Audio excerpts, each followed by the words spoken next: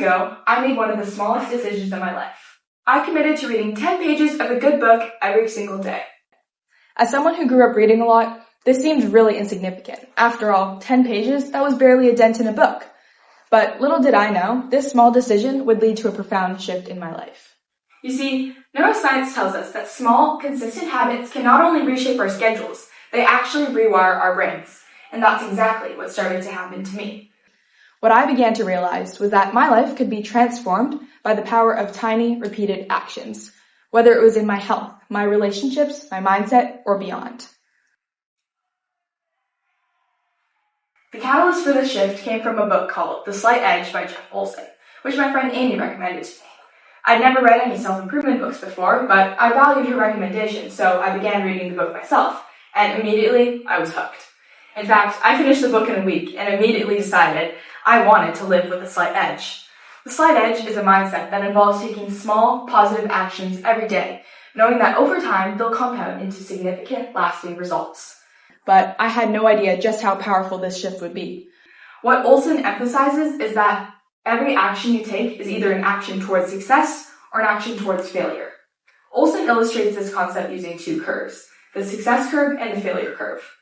The differences between them is small at first, almost imperceptible, but as time goes on, the gap widens dramatically.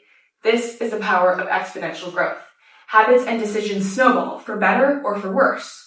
Olson identifies 6 key areas of life which we can track our progress: happiness, health, relationships, career, finances, and self-growth. These are all very important to living a fulfilling life, but I personally decided to focus specifically on the upwards trajectory of my happiness and my health.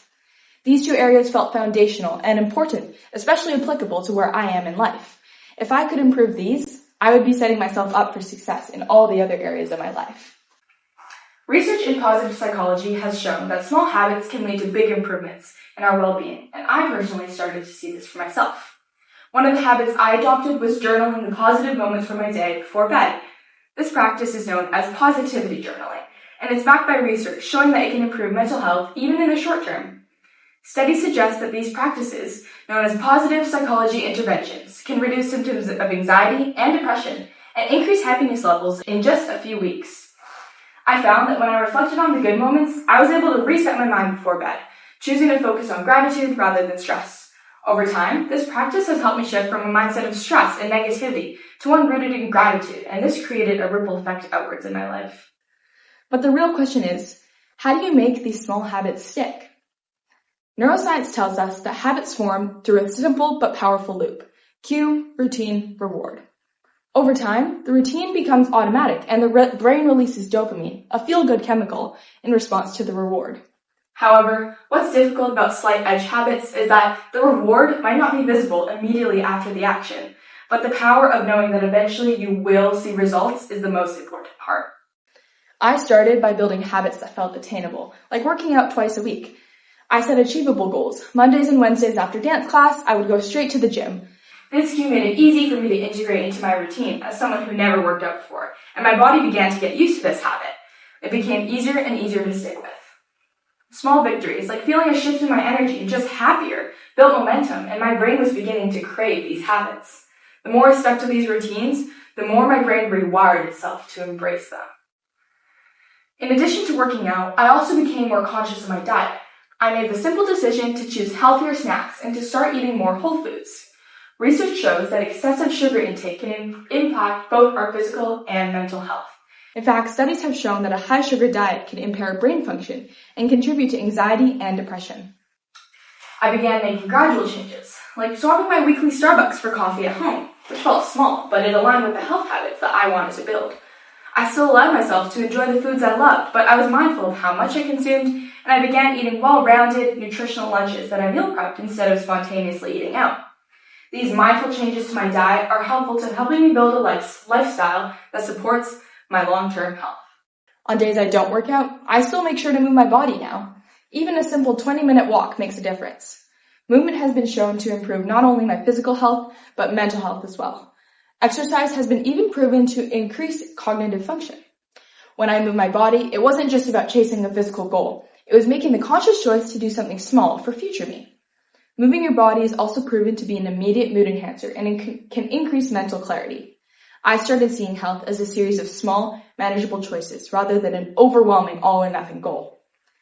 I was so inspired by the changes that I began to see in my life that I asked two people who are important to me, my dad and my friend Ainsley, to read The Slight Edge. They are both in very different phases of their life and have very different daily routines. So while their experiences were varied, we still saw similar results. Improved mindset, better habits, and most importantly, greater satisfaction in their life. For my dad, The Slight Edge reinforced something he's always believed in, the importance of lifelong growth. The idea that small, daily actions can shift your trajectory helped him recommit to something he already valued deeply, staying positive in every interaction.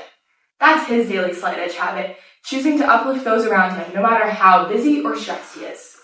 For Ainsley, the book was a wake-up call for how her spending habits could easily be turned into saving habits.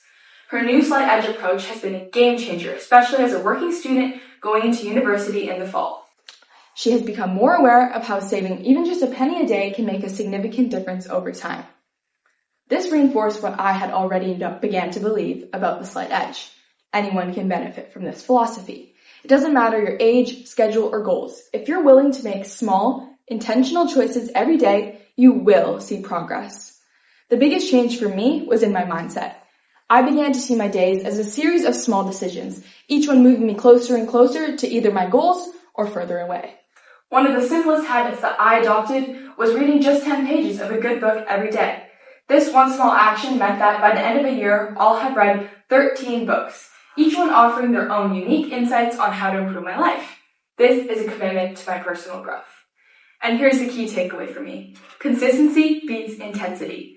The Slight Edge isn't about making huge, life-altering changes.